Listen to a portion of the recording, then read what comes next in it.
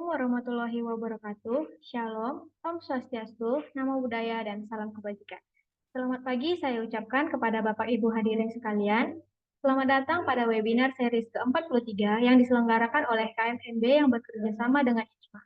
Puji dan syukur kami panjatkan kepada Tuhan Yang Maha Esa, karena berkat anugerahnya kita dapat berkumpul kembali di pagi hari ini dengan keadaan yang sehat walafiat. Perkenalkan, saya Dumenjel Cherry selaku moderator yang akan memandu jalannya webinar pada pagi hari ini. Pada webinar sebelumnya telah dibahas mengenai pentingnya pengembangan balance scorecard pada setiap unit bisnis untuk memastikan bahwa strategi perusahaan itu dapat diimplementasikan dengan efektif di seluruh organisasi. Untuk pada webinar kali ini akan membahas mengenai creating the strategy focus organization. Sebelum memulai webinar, saya ingin menyapa pemateri kita pada webinar kali ini. Untuk pemateri pertama itu ada Ibu Rismalia. Selamat pagi Ibu Rismalia. Selamat pagi, Mbak Duma. Bagaimana kabarnya Ibu? Alhamdulillah baik. Baik, selanjutnya untuk pemateri kedua ada Bapak Badowi. Selamat pagi Pak Badowi. Pagi Dumai, apa kabar? Baik Bapak, Bapak apa kabar? Sehat selalu, terima kasih. Baik, terima kasih untuk respon-responnya. Tanpa berlama-lama lagi, langsung saja kita ke pemateri pertama, yaitu Ibu Risma, yang akan membawakan materi mengenai pentingnya eksekusi strategi. Untuk Ibu Rismalia, kami persilahkan.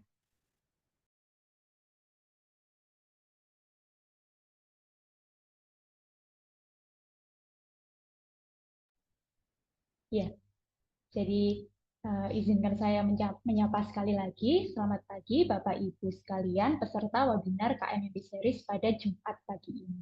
Alhamdulillah kita dapat bertemu kembali dan semoga kita selalu berada dalam lindungan Allah Subhanahu wa Ta'ala. Amin.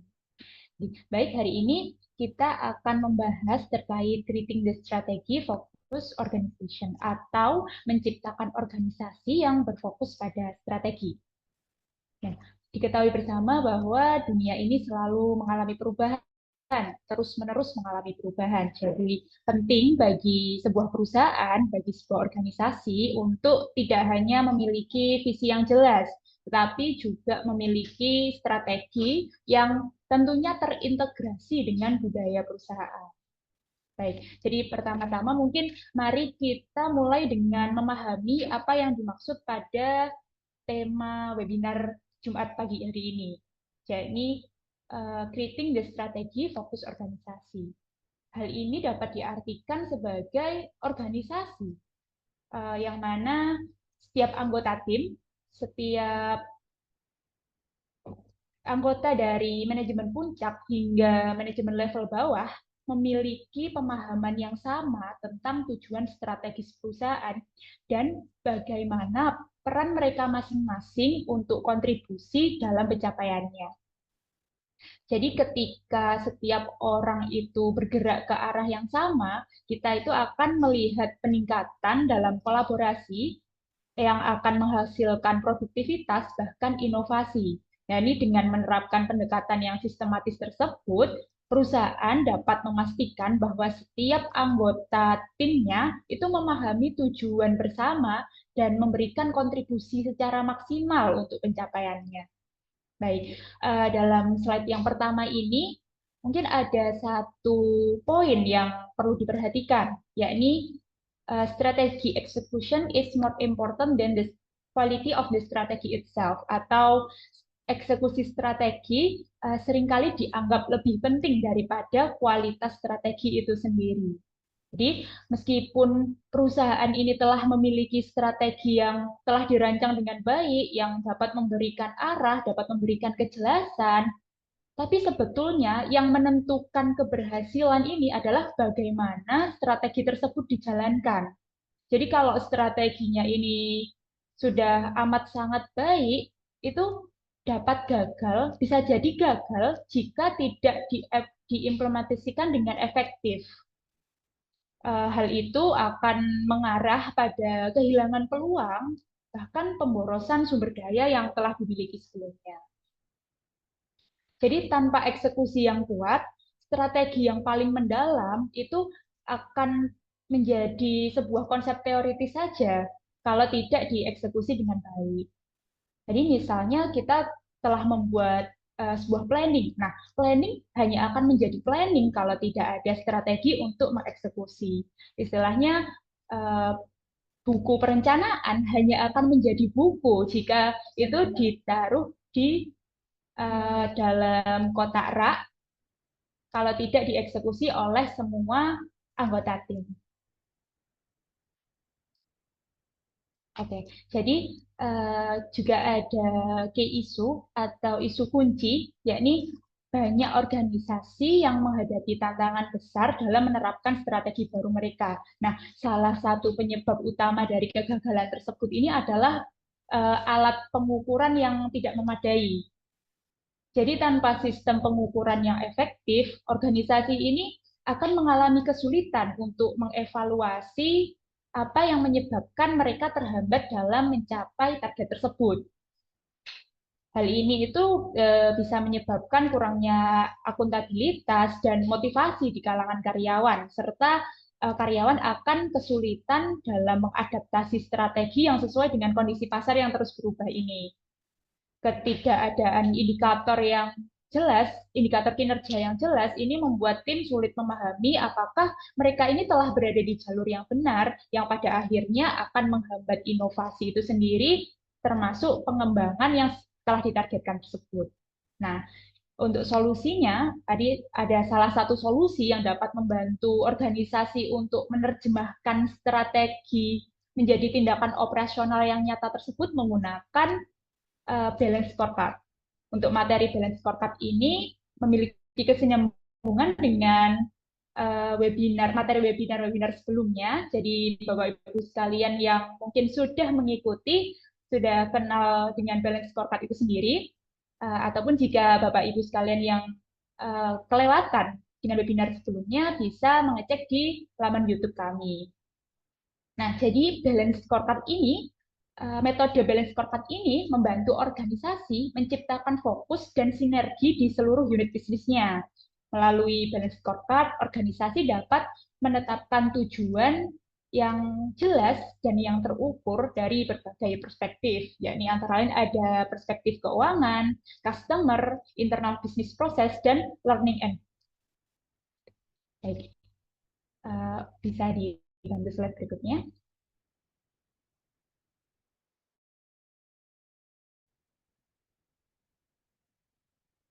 Oke, jadi slide berikutnya ini terkait the importance of strategy execution. Yakni ada 5 kesimpulan, 5 poin yang dapat kita ambil. Yang pertama ini ada execution is more important than formulation, di mana banyak organisasi memiliki strategi yang baik tetapi gagal dalam eksekusi. Karena tanpa eksekusi yang efektif, strategi ini tidak akan memberikan hasil yang diharapkan. Nah, contohnya itu mungkin bisa menggunakan perusahaan BlackBerry. Jadi perusahaan BlackBerry atau perusahaan ponsel ini dulu sangat hype ya di Indonesia. Namun untuk saat ini kita ketahui bersama bahwa ini sudah tidak se-hype dulu gitu. Jadi BlackBerry itu merumuskan strategi untuk memperluas pasar smartphone di Indonesia. Namun mereka itu gagal dalam eksekusinya, terutama dalam memperbarui teknologi dan memahami kebutuhan konsumen. Sementara itu, kompetitornya, misalnya Xiaomi, itu berhasil memasuki pasar dengan eksekusi yang lebih baik, yakni mereka itu menawarkan produk dengan harga yang kompetitif dengan pemasaran yang efektif. Poin yang kedua ada execution gap, yakni ada kesenjangan yang besar antara strategi yang direncanakan dengan hasil yang dicapai. Jadi eksekusi yang buruk seringkali menjadi penyebab utama kegagalan strategi. Mungkin bisa kita ambil contoh, salah satu bank di Indonesia itu merencanakan peluncuran layanan mobile banking yang baru. Namun mereka mengalami apa itu execution gap, yakni antara tim IT dengan tim pemasaran, sehingga mengakibatkan peluncuran layanan mobile banking tersebut mengalami keterlambatan dan banyak nasabah yang tidak mengetahui adanya fitur baru tersebut. Lalu yang ketiga ada fokus on implementation, yakni organisasi yang sukses tidak hanya merumuskan strategi yang baik, tetapi juga memastikan bahwa strategi tersebut dapat diimplementasikan dengan baik di semua tingkatan organisasi.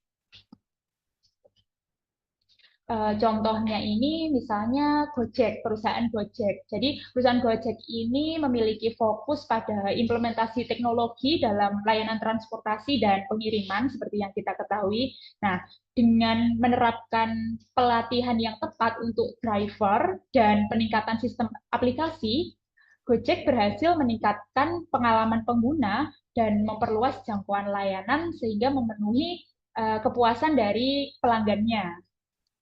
Nah, yang berikutnya ada measurement and feedback, yakni pengukuran kinerja yang tepat dan umpan balik yang berkelanjutan itu sangat penting untuk memastikan bahwa strategi yang diimplementasikan tersebut adalah benar dan dapat disesuaikan jika diperlukan.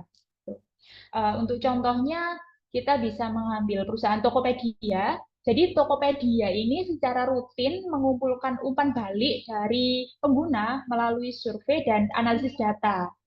Jadi dengan menggunakan informasi tersebut, Tokopedia dapat melakukan perbaikan terus-menerus pada platform mereka yang akhirnya meningkatkan kepuasan pengguna dan retensi pelanggan.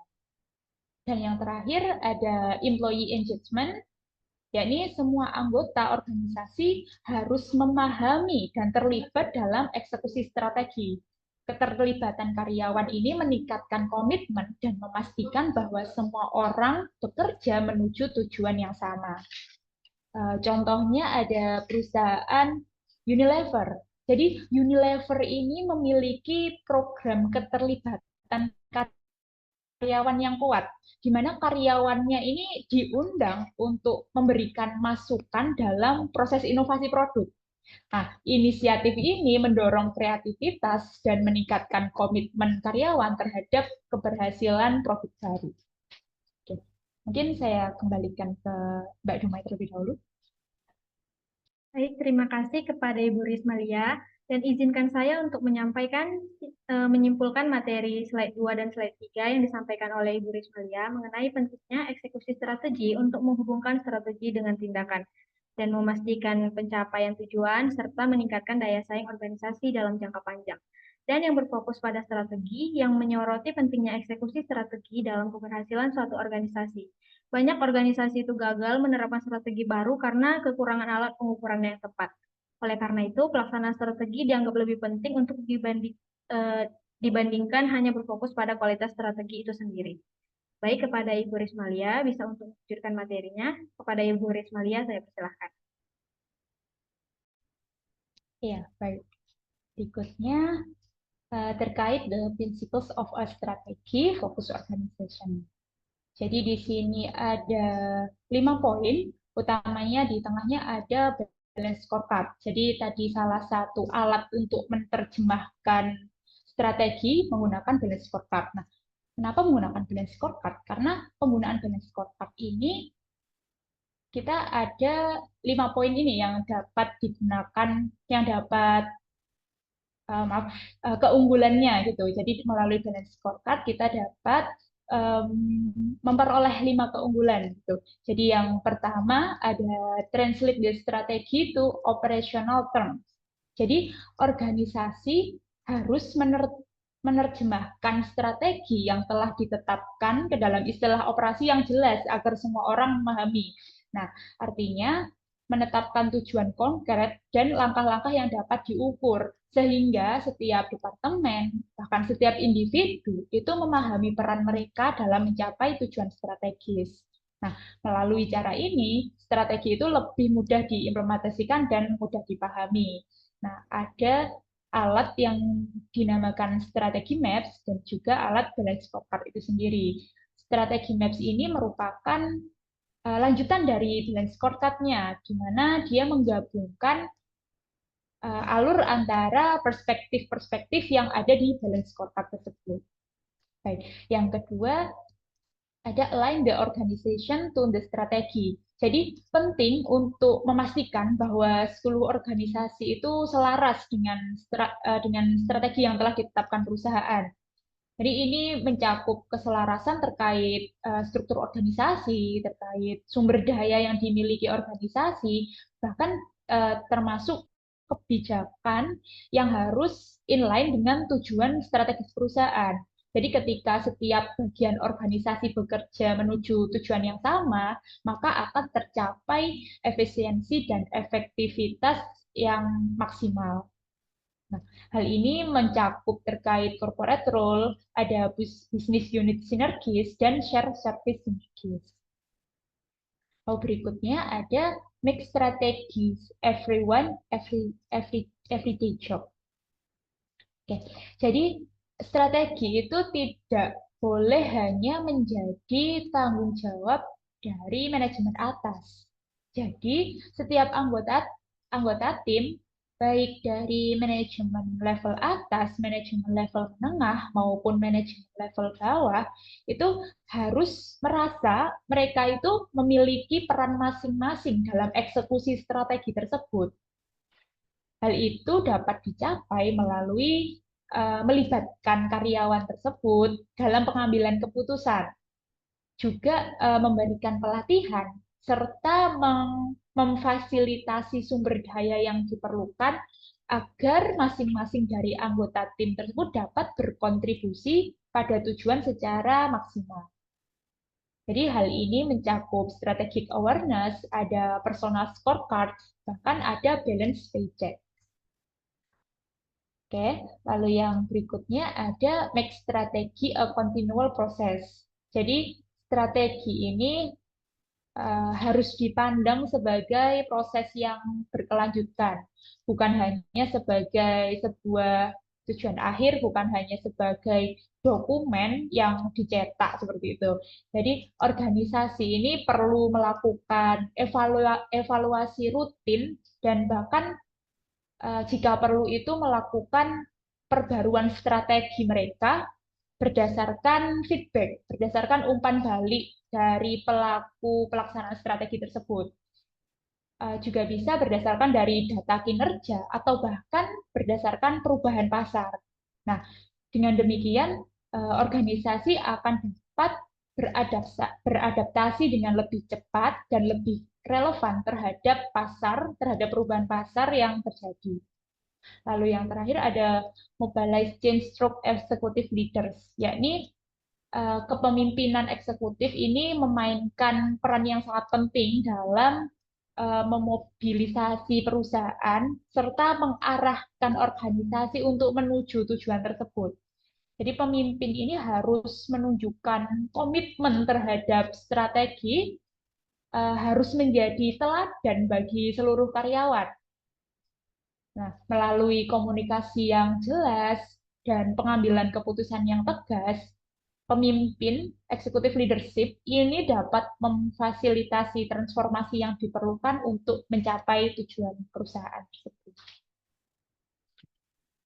Ya, mungkin sekian dari saya, Mbak Dumai. Saya kembalikan Mbak Dumai selaku moderator.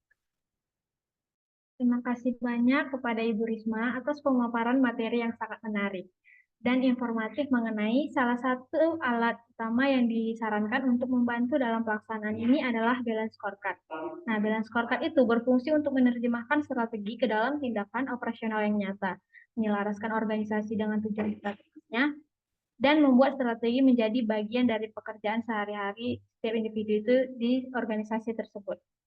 Sebelum melanjutkan ke pemateri berikutnya, mari kita break sebentar untuk menyegarkan pikiran kita melalui pikiran kita kembali. Di sini Bapak Ibu kami persilahkan apabila ingin menambah makanan ataupun minuman untuk menemani saat webinar selanjutnya. Dan selagi Bapak Ibu mempersiapkan diri untuk webinar selanjutnya, terdapat beberapa poin yang ingin saya sampaikan. Yang pertama, saya mengingatkan kepada Bapak dan Ibu yang belum mengisi link absensi kehadiran, silahkan mengisi link absensi kehadiran yang telah dikirim oleh tim KMMB melalui kolom chat Zoom. Dikarenakan sertifikat akan dibagikan setelah Bapak Ibu mengisi link absensi tersebut, dan terdapat link untuk bergabung pada WhatsApp Group KMMB Webinar Series, yang tentunya sertifikat akan dibagikan melalui WhatsApp Group tersebut. Selanjutnya, kepada Bapak dan Ibu yang memiliki pertanyaan maupun pendapat yang ingin didiskusikan terkait materi kali ini, silahkan tulis di kolom chat Zoom, dikarenakan pada akhir sesi webinar nanti akan diadakan sesi tanya-jawab dan akan diambil pertanyaan-pertanyaan teratas.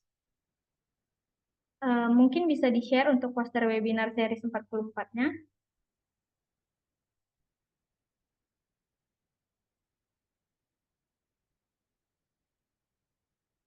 Dan bagi Bapak Ibu mungkin ingin mengikuti webinar seri selanjutnya, silakan registrasi pada webinar series ke-44 terkait How Mobile Become a Strategy Focused Organization yang akan dimoderatori oleh Ibu Sinta Hena dan Bapak Muhammad Badawi dan Ibu Syahrila Iska sebagai pemateri. Tentunya materi yang akan dibahas pada webinar seri selanjutnya akan berkolerasi dengan webinar seri kali ini dan seterusnya. Webinar series ke-44 akan diselenggarakan pada hari Jumat, tanggal 8 November 2024 pukul 9 pagi. Baik, mungkin bisa di-share untuk poster webinar seriesnya.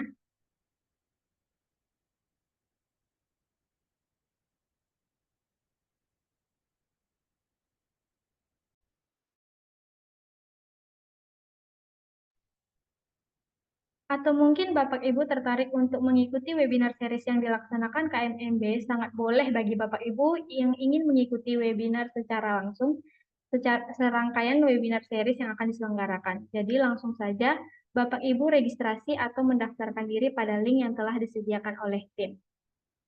Dan jangan khawatir, bagi Bapak Ibu yang mengikuti webinar series sebelumnya, kami memiliki berbagai sosial media yang berisi informasi maupun materi yang dibahas pada webinar series. Silahkan Bapak Ibu follow dan subscribe akun sosial media KMMB, yaitu pada Instagram dan TikTok @kmmb_firm, atau YouTube KMMB Management Consulting Firm, dan website kmmb.co.id. Mungkin sekian poin-poin yang saya sampaikan. Langsung saja kita ke materi selanjutnya yang akan disampaikan oleh Bapak Badawi. Kepada Bapak Badawi kami persilahkan. Ya, selamat pagi Bapak Ibu. Terima kasih atas kehadirannya ya di webinar kita. Tidak terasa kita sudah di webinar yang keberapa nih, Dumai? Seriesnya. Udah 40 ya ini ya? 43, Pak. Oh, udah 43 ya. Nah, kita sudah diskusi ya, Bapak Ibu, sudah cukup panjang di series ke-43. Saat ini kita mencoba untuk memperhatikan bahwa strategi itu bukan lagi selesai di atas kertas ya, Bapak Ibu ya. Seringkali kalau saya perhatikan di prakteknya itu stakeholders mereka ketika selesai menyusun strategi on paper ya, kemudian selesai gitu. Nah, padahal yang namanya strategi itu adalah navigasi yang perlu kita gunakan untuk memobilisasi semua sumber daya yang kita miliki, ya, panduan untuk menggerakkan semua stakeholders yang ada di perusahaan menuju tujuan, yaitu visi misi perusahaan bersama-sama.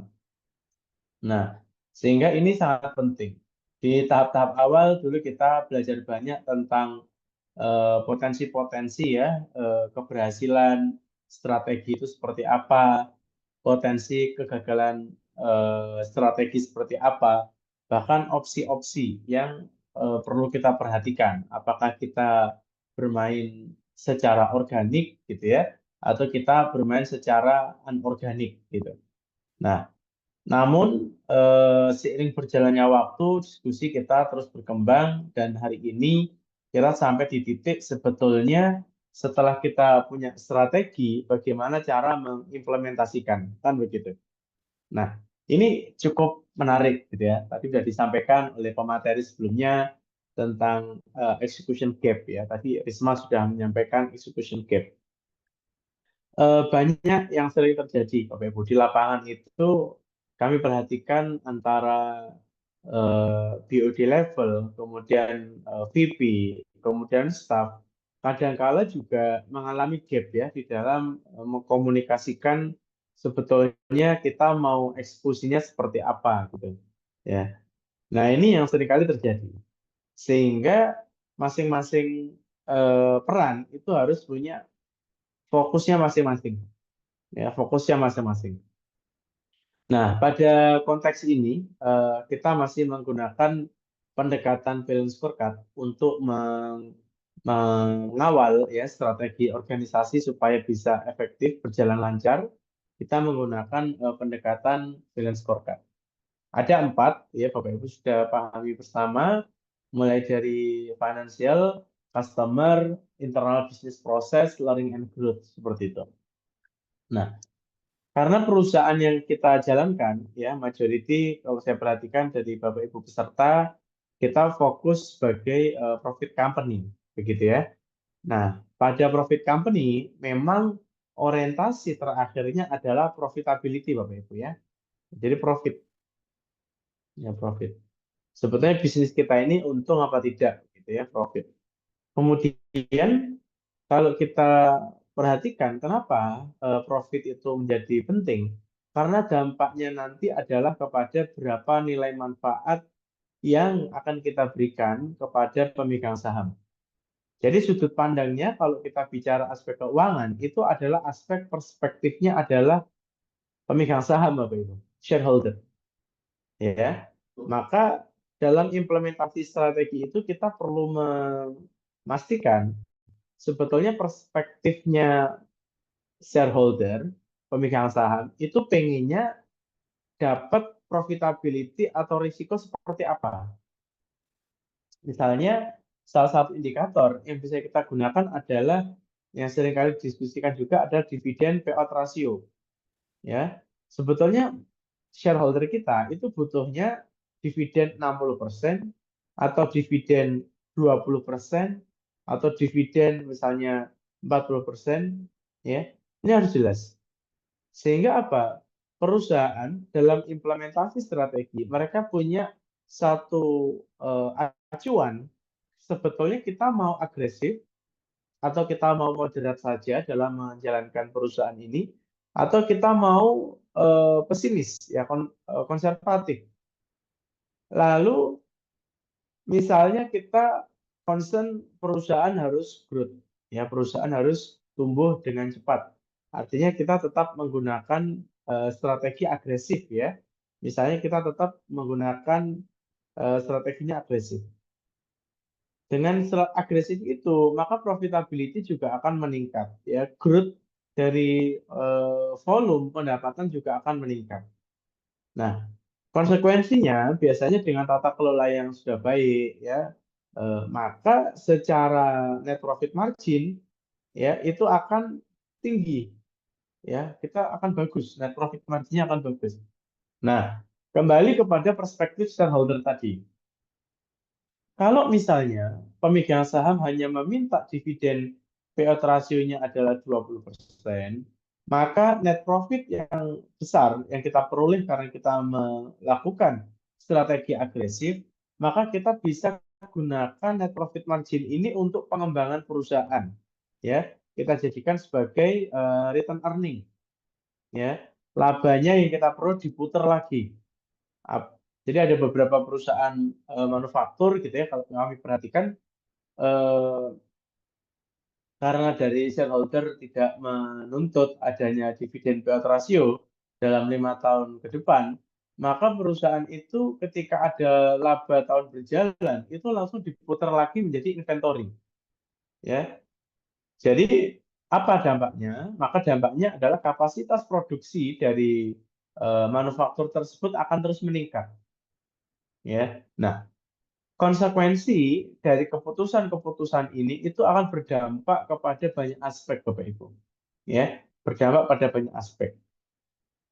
Dalam satu contoh tadi kita bicara perusahaan melakukan strategi agresif, ya. Kemudian misalnya perusahaan diminta oleh pemegang saham dividen payout ratio-nya 20%, maka sebetulnya ada banyak return earning yang bisa kita gunakan untuk pengembangan perusahaan.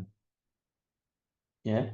Nah, maka kalau kita hubungkan dari aspek keuangan ke aspek customer, ketika perusahaan sudah menambah inventory, menambah pengembangan, capital expenditure, ya, capital expenditure-nya ditambah, maka pada aspek customer, kalau kita bicaranya creating value, ya creating value, supaya kita berbeda sama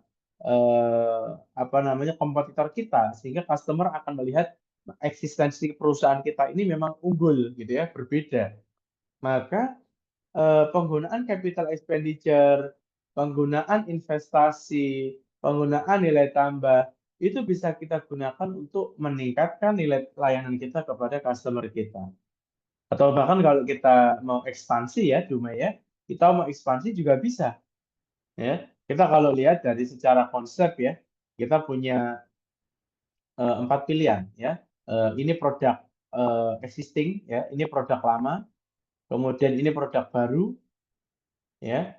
Kemudian di sini adalah pasar ya, pasar lama, ini pasar baru. Ya, yang atas satu produk. Sehingga apa? Kalau kita memiliki return earning cukup besar karena dividen payout ratio-nya hanya diminta 20%, maka kita bisa move ya, mulai dari produk lama ke pasar lama ya, maka kita bisa move misalnya produk lama ke pasar baru. Bisa aja ya. Biasanya misalnya Dumai jualan handcraft gitu ya, jualan tas atau cindera mata ya, awalnya dijual di Indonesia, tapi ketika labanya itu cukup besar, maka ekspansi bisa ke pasar baru. Di mana itu? Misalnya ke Malaysia, misalnya ke Thailand, seperti itu. Ya, nah itu bisa kita lakukan jika ya kita memiliki laba yang cukup besar untuk kita gunakan pengembangan peningkatan customer value yang cukup tinggi. Nah, bagaimana ketika dividen payout ratio misalnya kita di angka 90% misalnya ya. Wah, besar sekali Pak dividen payout rasionya. Apakah ini normal? Normal aja ya. Ada yang sampai 100% saya juga pernah lihat. Ya. Sehingga apa? Kalau dividen yang diminta oleh pemegang saham itu 90%, maka return earning-nya akan kecil. Nah, ketika kecil, secara customer, maka creating value-nya pun juga akan terbatas. Kalau terbatas, maka mimpi untuk ekspansi, misalnya kita entah menggunakan new product gitu ya, new product development, kita menjual produk baru di pasar yang lama, ya itu ya nggak bisa. Kita menjual produk lama kita ke pasar baru juga tidak bisa. Apalagi kita mau melakukan konglomerasi ya, produk baru dan pasar baru misalnya. Ya nggak bisa juga. Sehingga Bapak Ibu ketika kita pahami bersama, perspektif pada shareholder itu akan berdampak kepada aspek-aspek yang lain. Mulai dari aspek customer, aspek internal business process, dan learning and growth. Seperti itu. Nah, oke, kita ambil satu contoh ya. Misalnya tadi kembali ke contoh yang pertama, dividen payout rasionya diminta 20%. Ya, 20% ya. Kemudian Dumai punya laba yang diputar lebih banyak gitu ya. Maka Dumai akan menjual produk existing atau produk lamanya kepada pasar baru ya, ke luar negeri. Nah, kalau Dumai mau jualan ke luar negeri, maka apa nih yang harus dipersiapkan di dalam proses bisnis internalnya? Maka kata kunci di dalam internal bisnis proses adalah kita harus bisa memahami berbagai macam bisnis proses di internal perusahaan kita supaya customer dan shareholder itu akan happy. Ya, atau bahkan mereka puas sama tata kelola perusahaan kita. Sehingga kalau kita mau bicara penjualan produk ke luar negeri, maka bagaimana proses bisnisnya? Apakah kita cukup menjual dari Jakarta misalnya, lalu kita kirim paket ya pakai DHL atau pakai kita jual di Alibaba atau Amazon, selesai gitu ya. Maka bisnis prosesnya cukup simple. Tapi kalau misalnya Dumai merasa bahwa ini bisnis prosesnya kurang aman gitu ya, maka kita karena aspek quality assurance, Dumai akhirnya membuat proses bisnis baru, buka cabang gitu ya di Malaysia atau Thailand, maka semuanya akan bertambah. ada cost tambahan. Nah, cost tambahannya dari mana? Ya tadi dari return earning yang akan kita jadikan sebagai additional cost. Sehingga kalau kita buka cabang di Malaysia misalnya, ya, maka proses bisnisnya akan berbeda. Jadi Dumai akan kirim barang dari Jakarta itu tidak langsung ke end user, tapi ke cabang dulu kan begitu. Baru dari cabang, kantor cabang di Malaysia misalnya, baru akan dikirim kepada end user. Nah, kenapa hal itu terjadi? Supaya kita bisa fokus kepada kepuasan customer. Ya, bayangkan ketika kita kirim dari Jakarta, kemudian sampai ke end user barangnya rusak. Wah, itu repot gitu ya. Itu repot sekali. Maka internal business process itu adalah pembaharuan ya model bisnis yang kita miliki supaya customer-customer kita happy, customer-customer kita puas Bapak Ibu. Nah, tahapan berikutnya juga jangan lupa bahwa di dalam internal business process kita juga bertanggung jawab untuk menciptakan kepuasan bagi pemegang saham. Ya, jangan sampai ketika kita mengambil strategic option atau kita memutuskan make a decision bahwa kita harus buka cabang di Malaysia, ternyata secara return on investment itu rugi. Nah, kalau itu rugi secara perhitungan laba, maka ya pemegang sahamnya tidak puas ya Duma ya. Nah, ini harus diperhatikan.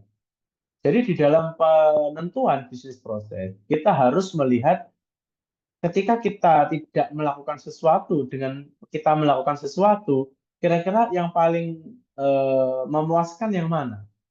Ya, jangan sampai kita perform, kita laporan kinerja bahwa kita sudah sukses buka cabang di Malaysia. Tapi setelah kita pantau secara shareholder satisfaction, ya mereka nggak puas karena duitnya dari laba sudah habis buat pembangunan cabang, tapi secara tingkat pengembalian kecil. Wah, ini secara shareholder juga nggak memuaskan. Ya, ini nggak baik. Jadi, keterhubungan antara satu aspek dengan aspek yang lain, Bapak Ibu, itu sangat penting, sangat krusial. Kita tidak bisa silo-silo, ya, tidak bisa silo-silo. Udah, ini urusan keuangan, keuangan aja.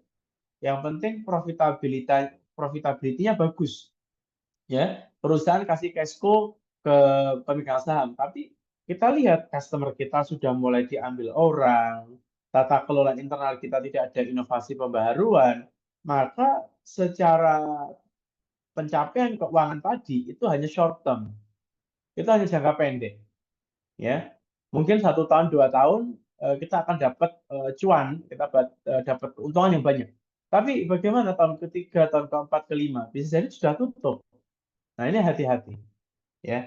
Artinya prestasi yang ada di keuangan itu harus diperhatikan juga prestasi pada aspek customer maupun proses bisnis internal kita, ya. Kita bicara di tahun 90-an Bapak Ibu. Di 90-an karena ini contoh praktek yang tidak baik, saya kasih nama aja ya. Namanya mie instan ya. Ada mie instan mereknya A misalnya. Ya, saya nggak bisa sebut merek karena ini contoh gagal.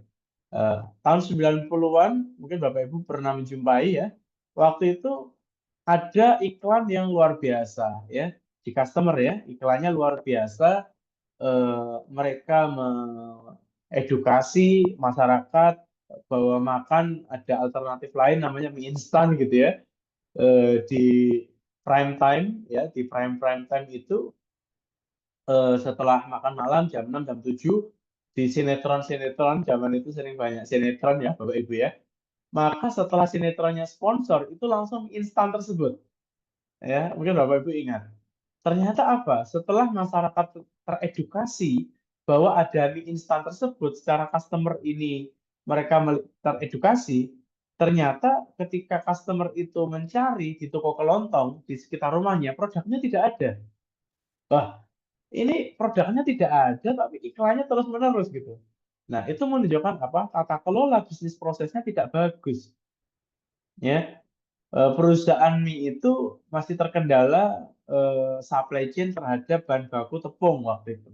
Sehingga produksinya terbatas, tapi iklannya sudah gencar-gencaran. Jadi dampak dari keuangan, ya mereka sudah bakar uang untuk iklan, tapi konsumen tidak bisa membeli karena barang di market belum ada. Padahal itu TV nasional ya waktu itu. Nah, jadi dari aspek supply chain, ya, aspek bahan baku, aspek dari distribusi itu harus diperhatikan ketika kita sudah punya acuan creating value kepada customer kita apa. Ya, ini cukup hati-hati. Nah, Bapak Ibu, kita di sini sudah paham bersama bahwa keterhubungan antara satu perspektif atau satu aspek dengan aspek yang lain di dalam implementasi strategi itu sangat penting. Ya, yang tidak kalah penting aspek yang terakhir adalah learning and growth. Ya, bagaimana aspek pembelajaran dan pertumbuhan itu benar-benar bisa dikawal dan dikelola dengan baik. Ya, seringkali saya perhatikan pelaksanaan di dalam strategi itu mereka cukup mengambil jalan pintas gitu ya. Slide sebelumnya mereka jalan pintas. Artinya memang strategi itu harus kita perhatikan dampaknya ya Bapak Ibu. Kita perhatikan dampaknya. Misalnya tadi ada perusahaan mie instan, mereka sudah bisa mengedukasi market, ya, mereknya sudah terkenal, tapi tata kelola internal mungkin pabriknya belum bisa memenuhi volume market demand, atau juga pabriknya terbatas atas bahan baku. Maka dalam learning and growth, maka kita harus melihat sebetulnya apa yang harus kita perhatikan mulai dari aspek inovasinya dan pertumbuhannya. Ya, maka kita ada kembali ke konsep awal, kita bisa melihat bahwa pengembangan dari internal business process itu bisa dilakukan organik dan non organik. Ya, kalau organik mungkin akan lama. Wah, ini kapasitas kita terbatas, ya, tapi demand market cukup besar. Maka perusahaan bisa aja melakukan dalam implementasinya adalah non organik. Contohnya apa? Kita bisa maklon, gitu ya. Jadi kita cari pabrik-pabrik mie yang lain, kita maklon, kita minta pabrik lain untuk memproduksi merek kita, itu juga bisa. Atau kita melakukan KSO, kerjasama operasional, itu juga bisa Bapak Ibu. Ya, kalau kita melakukan KSO, gitu ya, kita melakukan KSO. Mohon izin, apakah suara saya cukup jelas atau terputus? Jelas, Pak.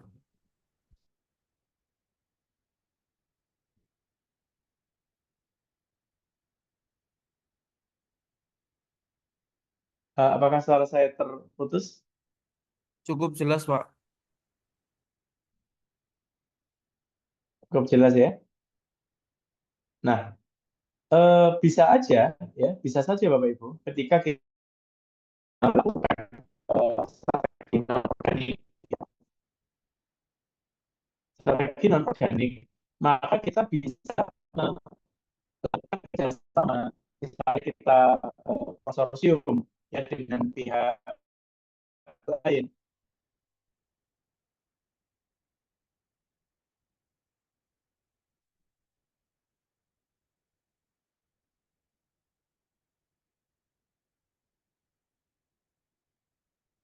Apakah suara saya ada Bapak Ibu? Mohon izin. Ini layar di saya hilang nih.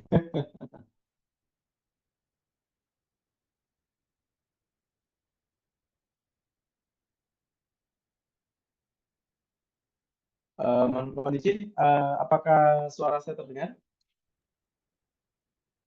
Cukup terdengar, Pak. Namun sedikit Terdengar ya? putus. Baik-baiknya. Jadi ketika kita perhatikan Bapak Ibu, dari kasus mie instan tadi, kita bisa aja maklon gitu ya. Atau kita konsorsium. Konsorsium itu kita punya sumber daya, ya, kita punya sumber daya, kita punya sistem, namun sistem kita sudah bagus, tapi bahan baku kita itu yang kurang gitu ya. Nah, ketika itu terjadi, maka sebetulnya kita bisa kerjasama. Jadi ada perusahaan yang kita jadikan mitra yang punya pabrik, kemudian karyawannya adalah karyawan kita, gitu ya. Kemudian distribusinya adalah kita yang melakukan. Jadi secara capital expenditure kita tidak perlu banyak untuk mengeluarkan modal dalam membangun pabrik lagi. Ya. Jadi secara praktek memang hal-hal semacam itu normal Bapak Ibu. Ya normal. Kalau Bapak Ibu perhatikan, misalnya kita ada contoh praktek baik nih di Indomaret gitu ya. Di Indomaret itu ada beberapa snack ya Bapak Ibu. Ada beberapa snack di Indomaret.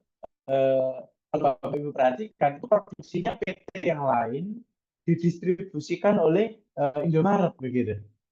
Nah, jadi Indomaret ini fokus kepada strength point. Ya, strength point-nya apa? Strength point-nya adalah mereka memiliki market. Mereka memiliki jaringan distribusi. Tapi mereka bukan pabrik. Kan begitu. Maka pabriknya, mereka bekerja sama dengan perusahaan-perusahaan lain untuk memproduksi sebuah produk. Kemudian produk itu didistribusikan kepada Indomaret. Seperti itu. Jadi dalam kita membangun supporting system ya untuk aspek pertumbuhan, kita bisa saja tidak hanya melakukan dari sisi internal Bapak Ibu, tapi kita juga bisa menggunakan mitra kerja kita. Seperti itu. Mungkin slide berikutnya. Nah, kalau kita perhatikan ada banyak premis ya, ada banyak constraint, ada banyak batasan, ada banyak faktor yang harus kita perhatikan ketika kita mengimplementasikan strategi yang sudah kita susun Bapak Ibu. Misalnya tadi kita punya dua opsi ya, kita mau organik atau anorganik. Misalnya kita bicara organik ya, kita bicara organik. Jadi kita ingin bangun pabrik baru ya, dari pabrik baru itu akan memproduksi produk-produk perusahaan kita, kemudian kita akan memiliki kapasitas yang lebih meningkat. Maka kalau kita bicara pengembangan perusahaan yang diawali ya dari sistem kontrol manajemen kita, maka ini sebetulnya based on budget. Ya. Tadi dividennya diminta sedikit sama pemegang saham, sehingga kita punya laba banyak. Nah, laba itu kita gunakan ya untuk membangun pabrik baru. Maka ini sebetulnya based on budget. Nah, dari budget itu, maka kita perhatikan apakah budget yang kita miliki itu bisa untuk sesuai dengan strategi yang kita lakukan. Ya, apakah sudah sesuai dengan visi misi kita? Kalau misalnya itu budgetnya tidak sesuai atau tidak cukup, maka kita bisa menggunakan non organik, ya non organik. Jadi kita harus perhatikan antara organik dan non organik sama-sama punya potensi untuk bisa mengimplementasikan strategi yang kita miliki. Lalu kemudian personal insentif, ya. Kalau kita organik, kemudian kita punya karyawan, kapasitasnya harus dinaikkan gitu ya karena ada market demand yang cukup besar, maka karyawan ini diminta lembur misalnya. Nah, ketika lembur insentifnya bagaimana? Atau justru kita memilih karena kita punya pabrik sendiri organik tapi SDM ini cukup menyulitkan bagi perusahaan misalnya, kita bisa outsourcing. Sehingga kita membagi risiko operasional pabrik di perusahaan kita, tapi risiko kepada pengelolaan SDM, konflik SDM kita berikan kepada pihak ketiga yaitu outsourcing. Maka personal insentif ini menjadi salah satu aspek yang perlu kita pertimbangkan. Yang ketiga adalah kita perlu mereview dan mereorientasi. Jadi kita tidak bisa menutup mata Bapak Ibu bahwa strategi itu final, nggak bisa begitu. Ya, ketika kita sudah melakukan pengesahan, misalnya pengesahan RJBP atau pengesahan corporate plan, misalnya begitu ya, maka tetap harus dilakukan review Bapak Ibu. Apakah strategi yang sudah kita miliki itu sudah sesuai dan tetap relevan dan bisa beradaptasi dengan perubahan lingkungan yang sangat cepat. Ya, apalagi sekarang kalau kita perhatikan di BUMN ya, kali ini saya lihat pesertanya beberapa ada dari BUMN, anak BUMN dan cucu. Maka kita perhatikan sekarang adaptasinya secepat apa. Ya. Apalagi tanggal 8 November besok akan ada informasi bahwa BUMN ini akan dilakukan super holding, ya, mega holding. Ya. Nah, ini cukup challenging. Artinya strategi yang kita lakukan itu jika memang sudah tidak relevan, tidak bisa adaptif, ya harus direview ulang, direorientasi ulang. Atau bahkan beberapa company melakukan rollover, gitu ya, rollover strategi. Nah, yang keempat adalah planning and capital allocation. Ketika kita mau melakukan review strategi, apakah ada realokasi budget yang harus kita lakukan? Jika iya dan harus dilakukan, ya why not gitu ya? Ya tetap harus dilakukan. Nah, sehingga hal ini menjadi penting ya untuk kita lakukan secara berkala. Biasanya prakteknya kalau kami perhatikan di bulan Juli gitu ya, bulan Juli atau Juni ada review RKAP biasanya begitu. Nah itu untuk realokasi anggaran ya sesuai dengan strategi FIT yang akan kita implementasikan di pertengahan tahun. Nah ada juga Bapak Ibu kita melihat premisnya adalah two management control system. Artinya kita menuju sistem yang akan lebih baik lagi dan ini sifatnya adalah long term, jangka panjang. Maka yang namanya jangka panjang itu sifatnya adalah circular, ya, dan sifatnya adalah keberlanjutan. Kalau Bapak Ibu perhatikan dari sisi Aero ini terus-menerus berputar, ya. Kita mulai dari mentranslasikan atau menerjemahkan visi, sebetulnya perusahaan mau jadinya kayak apa, lalu juga kita komunikasikan kepada semua pelaku kepentingan ya, pemangku kepentingan, mulai dari shareholder, direksi, staff dan lain-lainnya. Kemudian kita circular lagi kepada business planning nih, ya. Kemudian dari business planning kita implementasikan, maka kita feedback ya, kemudian kembali lagi apakah ini sudah sesuai dengan visi kita. Nah, tentunya untuk proses sirkular ini itu akan memudahkan pemangku kepentingan ketika kita punya framework yang cukup komprehensif, yaitu menggunakan balance scorecard. Jadi ketika kita translating the vision, kita bicaranya adalah bagaimana kita menerjemahkan visi perusahaan kita menggunakan balance scorecard.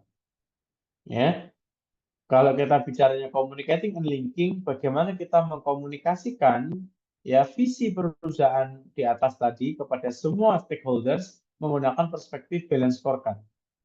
Ya, kalau kita lanjutkan kepada business planning, maka kita melakukan planning, kita melakukan perencanaan, formulasi juga menggunakan perspektif balance scorecard. Pun sama pada tahap feedback. Kita akan melakukan feedback apakah KPI yang ada di balance scorecard itu sudah relevan. Ya, target yang ada di masing-masing KPI yang mana itu implementasinya punya rencana aksi, punya program kerja, itu harus direview lagi apakah sudah sesuai apa tidak. Dan itu akan kembali lagi untuk menerjemahkan visi. Apakah program kerjanya di tahun depan akan kita lanjutkan, apakah akan kita hentikan. Ini penting. Ya, sama kayak negara kita saat ini. Pergantian kepemimpinan, pertanyaannya feedback and learning, apakah pembangunan IKN akan tetap dilanjutkan untuk translating the vision? Apakah pembangunan infrastruktur jalan tol Trans Sumatera akan dilanjutkan lagi? Ya, karena sekarang masih beberapa tahap yang selesai. Apakah kereta cepat misalnya Jakarta Bandung, Jakarta Surabaya yang dititipkan misinya ke kereta KAI ya, ke KAI bisa terlaksana. Maka visi-visi ini harus kita lakukan ulang gitu ya. Nah, kalau kami perhatikan concern yang cukup besar dari pemerintahan sekarang adalah pangan ya, swasembada pangan, food sovereignty, ketahanan, swasembada, swakelola seperti itu. Artinya apakah realokasi budget tadi akan bergeser kepada sektor pangan misalnya? seperti grupnya ID Food, grupnya misalnya beberapa logistik ya yang membawa pangan, misalnya begitu. Nah, ini kita harus selalu evaluasi dan perusahaan kita itu juga harus bisa menangkap perubahan-perubahan ini sebetulnya opportunity atau ancaman ya. Kalau opportunity bagaimana kita segera berangkat ya untuk mendapatkan peluang itu.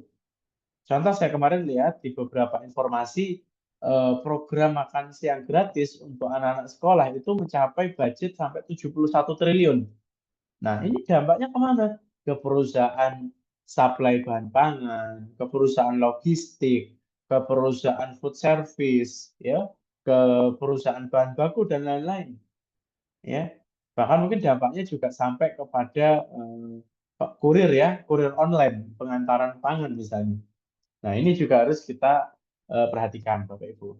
Saya rasa begitu, Dumai, ketika kita mengimplementasikan strategi memang agak cukup banyak ya constraint-nya, terutama seni-seninya ya, seni dalam mengelola sumber dayanya itu penting sekali itu. Oke. Saya kembalikan ke Dumai. Terima kasih kepada Pak Badawi atas pemaparan materi yang sangat jelas dan bermanfaat untuk kita semua. Semoga apa yang telah disampaikan oleh kedua pemateri kita kali ini dapat Bapak Ibu implementasikan dengan baik. Selanjutnya, izinkan saya menyampaikan sedikit highlight dari materi yang telah disampaikan oleh Bapak Badawi mengenai penerapan balance scorecard dalam organisasi yang berfokus pada strategi dengan mengintegrasikan strategi ke dalam 4 perspektif utama, yaitu keuangan, pelanggan, proses bisnis internal, serta pembelajaran dan pertumbuhan. Perspektif keuangan menitik beratkan pada pertumbuhan dan profitabilitas, sedangkan perspektif pelanggan itu berfokus pada nilai dan diferensiasi layanan, dan perspektif proses bisnis internal itu menyelaraskan prioritas untuk kepuasan pelanggan dan pemegang saham. Dan perspektif pembelajaran serta pertumbuhan itu menciptakan lingkungan yang mendukung inovasi serta pengembangan kompetensi. Pendekatan ini mengalihkan fokus dari kontrol jangka pendek menuju pandangan strategis jangka panjang yang saling terhubung, menciptakan nilai keberlanjutan bagi pemegang saham dan pelanggan. Sebelum kita memasuki sesi tanya jawab, bagi Bapak Ibu yang belum mengisi link absensi, dapat mengisi link absensi kehadiran yang telah dikirimkan pada kolom chat Zoom. Dikarenakan sertifikat akan dibagikan setelah Bapak Ibu mengisi link absensi tersebut dan terdapat link untuk bergabung pada WhatsApp Group KMMB Webinar Series, yang tentunya sertifikat akan dibagikan melalui WhatsApp Group tersebut. Saya ingatkan kembali kepada Bapak Ibu yang memiliki pertanyaan untuk menuliskan pada kolom chat Zoom, atau apabila Bapak Ibu ingin berinteraksi langsung dengan pembicara kami, Bapak Ibu bisa menyampaikan langsung pertanyaan yang ingin ditanyakan.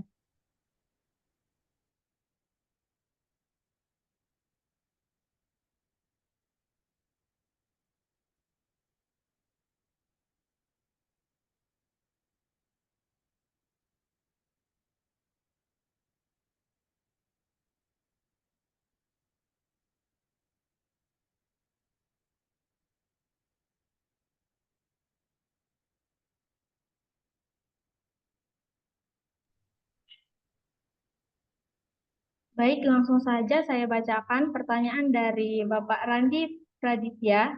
Bagaimana cara terbaik untuk menerjemahkan strategi jadi langkah-langkah operasional yang mudah dipahami dan dijalankan setiap karyawan di perusahaan? Baik, untuk jawabannya saya serahkan kepada pemateri. Ya, izin Pak Badawi, mungkin saya menjawab terlebih dahulu, nanti mohon untuk Silakan, Sis. dilengkapi. Jadi, izin saya ulangi, bagaimana cara terbaik untuk menerjemahkan strategi menjadi langkah-langkah operasional yang mudah dipahami dan dijalankan setiap karyawan di perusahaan. Jadi, memang betul, jadi strategi ini memang harus diterjemahkan agar setiap karyawan di perusahaan ini memahami peran masing-masing dalam kontribusinya mencapai target perusahaan. Nah, cara menerjemahkan strategi tersebut dapat menggunakan alat strategi bernama balance scorecard, di mana balance scorecard ini terbagi atas 4 perspektif yang saling melengkapi, yakni ada keuangan, customer, internal business process, dan learning and growth. Selain itu, juga dapat menggunakan alat strategis yang bernama strategi maps, di mana strategi maps ini merupakan kelanjutan dari brand scorecard, yang mana menghubungkan antara perspektif-perspektif tersebut menjadi lebih dapat dipahami bagi setiap karyawan. Mungkin bisa dibantu lengkapi Pak Badawi setelah Iya. Memang strategi itu punya leveling ya Bapak Ibu ya. Kita tidak bisa memaksakan pemahaman strategi yang ada dalam helikopter view yang di level direksi itu sama dengan level staff ya. Kenapa? Karena memang yang pertama ada keterbatasan kapasitas. Yang kedua ada keterbatasan tanggung jawab ya. Kalau namanya direksi atau di manajemen misalnya BUD-1 itu sudah bicaranya eksekutif ya. Bicaranya semua aspek. Ketika mau invest nanti dari aspek risiko bagaimana, aspek SDM gimana, aspek marketingnya gimana, penganggarannya bagaimana. Jadi yang dipikir banyak sekali aspeknya. Tapi kalau pada level staff, terutama juga entry level, itu sangat tidak disarankan ya untuk mengetahui semua aspek tersebut karena keterbatasan kapasitas tadi. Ya, maka di dalam implementasi kita perlu membuat KPI-KPI yang mana KPI perusahaan itu sebetulnya nanti implementasinya, rencana aksinya apa? Misal, kita punya KPI peningkatan market share 5%, gitu ya. Maka di dalam peningkatan market share 5%, maka rencana aksinya yang pertama, kita melakukan penetrasi market di pasar baru. Maka ini cantolannya atau PIC-nya bagian marketing, ya gitu ya. Kemudian untuk peningkatan market share 5%, kita butuh dana promosi yang cukup besar. Maka penganggaran di bagian treasury, maka KPI-nya treasury. Maka dampaknya apa? Kita harus bisa melisting KPI masing-masing departemen atau KPI masing-masing divisi yang mana itu turunan dari KPI korporasi Bapak Ibu. Nah, setelah kita tahu KPI divisi, maka kita lanjutkan membuat SOP. Nah, jadi SOP-nya bagian marketing itu ngapain sih sebetulnya? SOP bagian treasury itu apa sih sebetulnya? Jadi sebetulnya nanti karyawan atau entry level staff itu fokusnya adalah implementasi dari SOP dan KPI itu gitu ya. Jadi bahkan ekstrimnya ya ada perusahaan yang cukup besar itu sangat ekstrim KPI divisi itu sampai diturunkan ke dalam KPI personal. Jadi pada level entry staff pun mereka punya KPI, KPI personal, dan itu ditaruh di apa namanya name card ya, di name card di belakangnya itu ada poin-poin KPI-nya. Yang itu harus selesai dalam bulan ini, itu harus selesai dalam minggu ini seperti itu. Nah, itu sampai demikian. Artinya apa?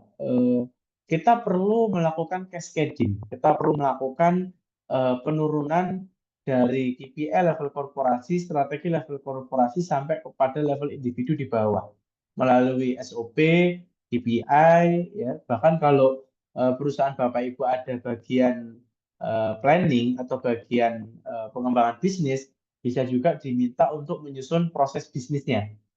Nah, karena dalam satu proses bisnis kadangkala lintas bidang, ya lintas divisi. Nah, ini kadangkala juga menimbulkan banyak konflik nih, ya menimbulkan banyak konflik. Jadi lempar-lemparan bola akhirnya. Saya rasa begitu, Dumai. Ya. Baik, terima kasih pada Pak Badawi dan Ibu Risma atas jawabannya. Bagaimana Bapak Randi Praditya, apakah jawabannya sudah dapat diterima? Jika tidak ada jawaban, saya hitung sampai 3. 1, 2, 3. Baik, akan saya lanjutkan. Mengingat adanya keterbatasan waktu, sayangnya sesi tanya jawab harus kami cukupkan. Dan karena waktu menunjukkan pukul 10:30, kita akan cukupkan webinar kali ini. Namun akan sangat disayangkan apabila kita tidak mengabadikan momen hari ini. Bapak Ibu semuanya mungkin bisa on cam demi kelancaran sesi foto bersama kali ini.